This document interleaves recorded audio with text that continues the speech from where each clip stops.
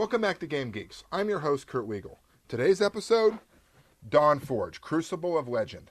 Several years ago, Wizards of the Coast held a contest for their next big setting. They got over 10,000 entries. A lot of those got weeded away fairly quickly. DawnForge was one of the semifinalists. It didn't make the final cut. Eberron did. But DawnForge, to me, in my opinion at least, is a more interesting setting. A lot of fantasy games suppose that you are living after the Age of Legend. Now, we really get that from Tolkien, because the Age of Legend with Tolkien is the era of Elendil, the first rise of Sauron, and so much of Dungeons & Dragons and fantasy role-playing in general is based on the works of Tolkien. DawnForge takes a different supposition. In DawnForge, you play the first heroes, the first real epic characters to rise in the setting. DawnForge presents a very early fantasy world, such that the world is still new. There aren't a whole lot of ruins for you to crawl around in and explore. There aren't the usual things like the ancient evils rising up from the past that you have to deal with. All the evils that you have to deal with are very clear and present and right in front of you. It provides for really a lot of high-level character advancement early. You go through a series of character transformations, and you get feats a lot more frequently. You gain attribute points early. You get transformations a lot sooner. You get very powerful characters very quickly. So if you like lower-level fantasy playing in your Dungeons & Dragons, this setting is probably not for you.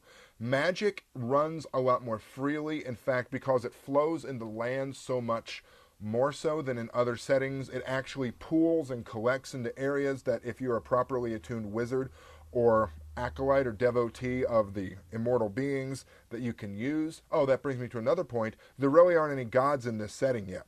None of the gods have really arisen their immortal powers. Now, they still grant spells, so effectively you're still playing a cleric from Dungeons & Dragons, but realistically, there aren't any real uber-powerful gods running around yet. This game is very interesting. It's a very fresh setting. It's a very new setting, and it's a lot of things that you typically don't see in a Dungeons & Dragons world. What it does at the beginning in some of the opening text, Fantasy Flight Games is nice for giving you the first several pages of their book being full color, flavor text, really pretty stuff.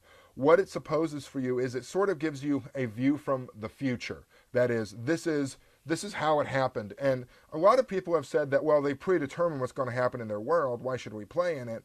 I really don't see it that way. I think it gives you ideas for how this world can turn into your standard fantasy world. But it doesn't really strong-arm you into anything.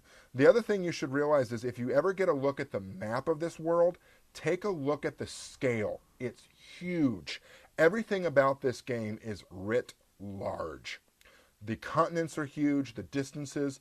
You get very powerful, your enemies are very powerful. One thing I particularly like about this is it doesn't give you a swarm of really powerful non-player characters running around in the world that you have to deal with. Are there some out there? Yes. But it really gives you the idea that your characters become the most important people in the world fairly quickly.